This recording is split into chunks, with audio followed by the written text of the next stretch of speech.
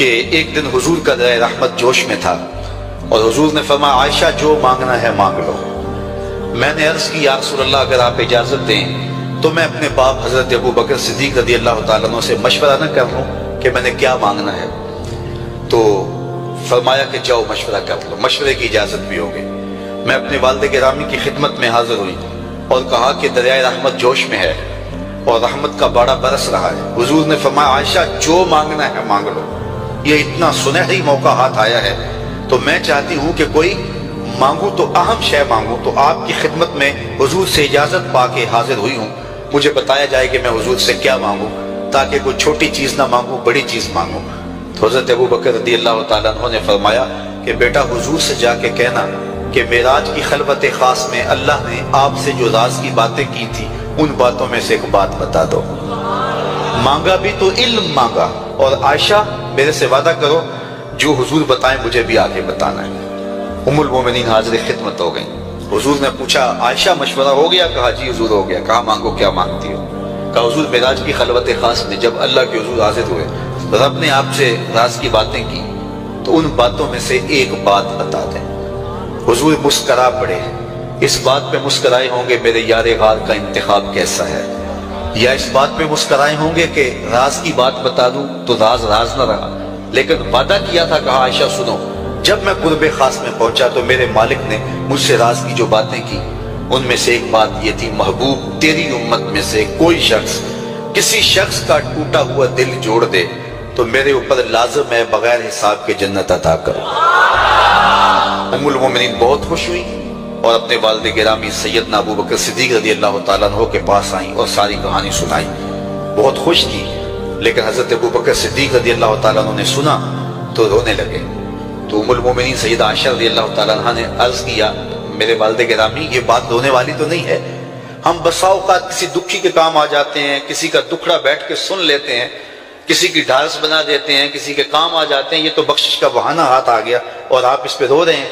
تو فرمانے لگے عائشہ اس کو معکوس بھی پڑھو، تصویر کا دوسرا رخ بھی دیکھو، اگر کوئی شخص کسی کا ٹوٹا ہوا دل جوڑ دے تو بغیر حساب کے جنت میں جائے گا، اس کا دوسرا رخ یہ ہے اگر کوئی کسی کا دل توڑ بیٹھے تو سیدھا جہنم میں جائے گا۔ میں اس بات پہ رو رہا ہوں کہ ہم سے کسی کا دل نہ ٹوٹ گیا ہو۔ تو آج کی اس مجلس کے اندر کیا یہ دو باتیں میں اور آپ اپنے پلے باندھ سکتے ہیں؟ ایک کا تعلق حقوق العباد سے ہے اور ایک کا تعلق حقوق اللہ سے ہے۔ حقوق اللہ میں سب سے اہم چیز نماز ہے، اور پہلا سوال قیامت کے دن نماز کا ہی ہوگا۔ بلکہ حضور نے معراج میں جو مختلف مظاہرے دیکھے ان میں ایک چیز یہ بھی دیکھی، کچھ لوگوں کے سر پتھر سے کچلے جا رہے تھے، پھر صحیح ہو جاتے، پھر کچلے جاتے۔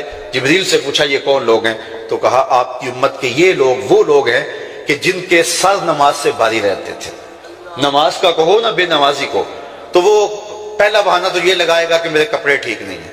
میرے بزرگ فرمایا کرتے تھے تیرے کپڑے کیسے پاک ہو سکتے ہیں؟ تو رب کے حضور جھکنا نہیں جانتا، آ اس کے حضور جھکنا سیکھ لے، وہ تیرا لباس بھی پاک کر دے گا، تیرا دل بھی پاک کر دے گا۔ تو دوسرا بہانہ یہ ہوتا ہے کہ ہفتے کو شروع کروں گا جی، پہلی تاریخ سے شروع کروں گا۔ یہ وہ بندہ کہہ رہا ہے، ہفتے کا وقت وہ دے رہا ہے جس کے پاس ایک لمحہ بھی اپنا نہیں ہے، جس کو یہ نہیں پتا کہ اٹھنے والا اگلا قدم کہاں ہوگا۔ وہ کہتا ہے انشاءاللہ ہفتے سے شروع کروں گا، فجر سے شروع کروں گا۔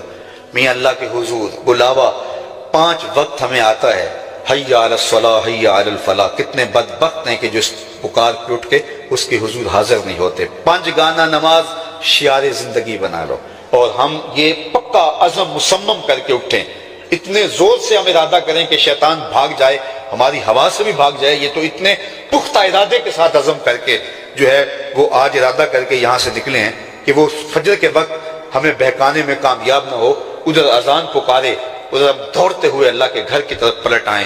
ہم یہ عزم کریں کہ آج کے بعد نماز نہیں چھوڑیں گے۔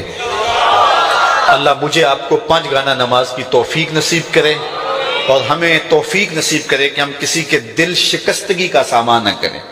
ٹوٹے ہوئے دل جوڑ سکیں تو ضرور جوڑیں، اور کسی کا دل توڑنے سے ہم گریز کریں اور اپنی زندگی کو ایک خوبصورت